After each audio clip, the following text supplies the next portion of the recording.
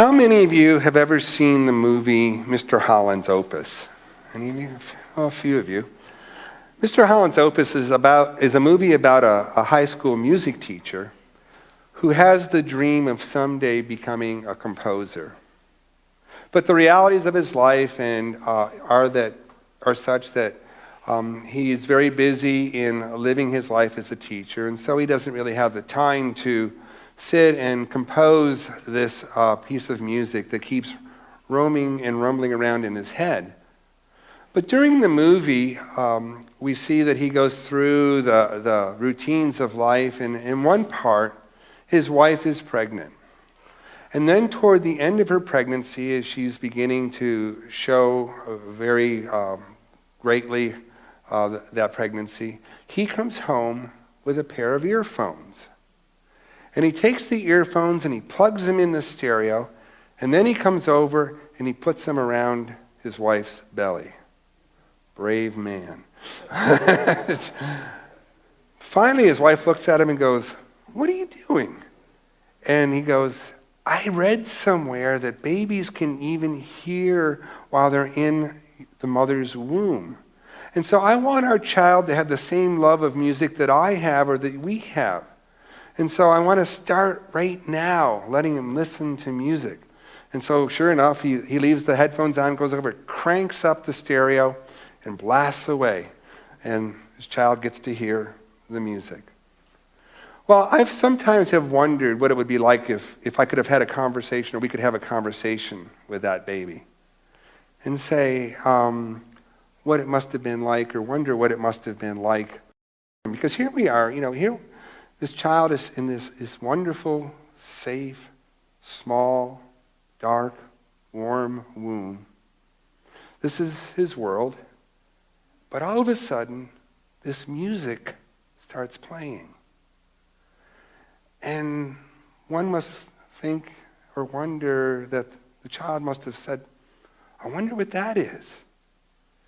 And how it would have been if we could have said to the child, "Just wait a couple of months. Just wait a couple of months. You're going to be amazed at what you experience. You're going to be born into this world that's just full of light and life and color.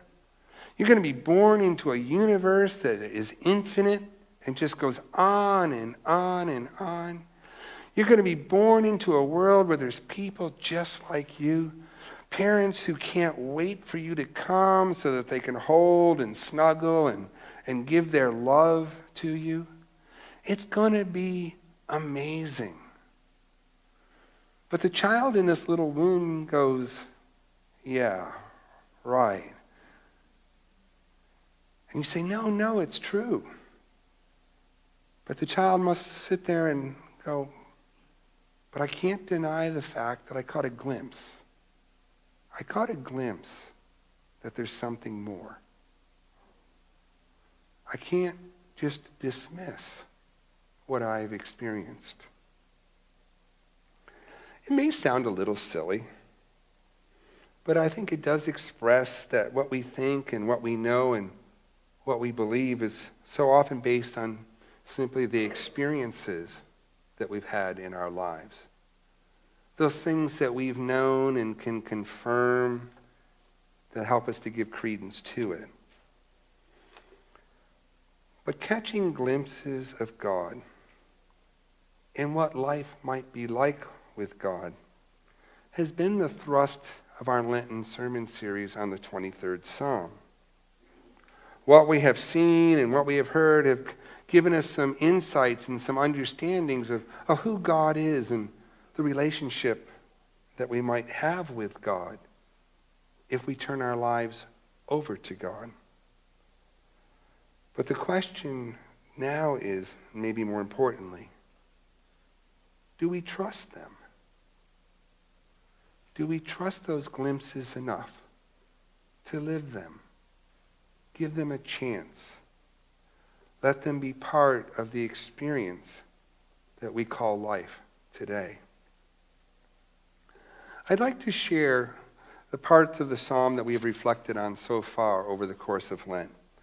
And do so in the ways that the first early Hebrews may have heard these scriptures. And I think it's on the screen, and so you can hear what I am saying, but also follow how the King James, the beloved King James version that we all know, it is. But they may have heard it in this way. The Lord is my shepherd. What more do I need? He brings me to the comforting pastures of green. He leads me to the waters of rest and relaxation, which renew me and my life. Even when I wander from the ways of God, God will return me to the right direction in my life. Even in my darkest, most hurtful times, I need not fear, for God is always with me. God protects me and rescues me and brings comfort to my life. God prepares a banquet table for me and my opposites, reminding me and them that we are all beloved of God, that we are all special. God's love is so great, it just overflows in my life.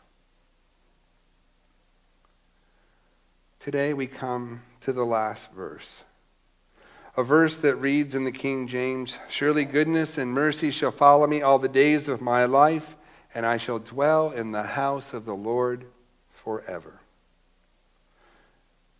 That thought of to follow that we see in this verse, I mean follow sort of conveys that, or it gives the impression that something is behind us or kind of tagging along.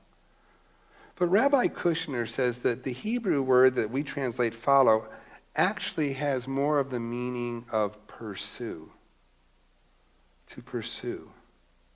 Goodness and mercy pursue us all of our days. God's goodness and mercy chases after us all of our days. That's an incredible shift in meaning.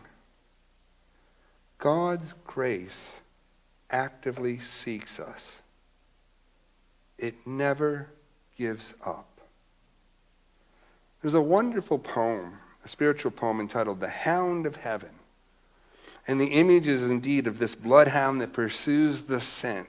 And it's likened in the poem to how God continuously pursues, never gives up, seeking to be in relationship with us. It is no wonder that this psalm has become one of the most beloved of all scriptures. It speaks to almost every walk of life we may experience. So what more does it have to say to us today? Especially in light of Easter. Especially in light of eternity. Especially dwelling in that house Jesus tells us he goes to prepare a place for, so that where he is, we may be also.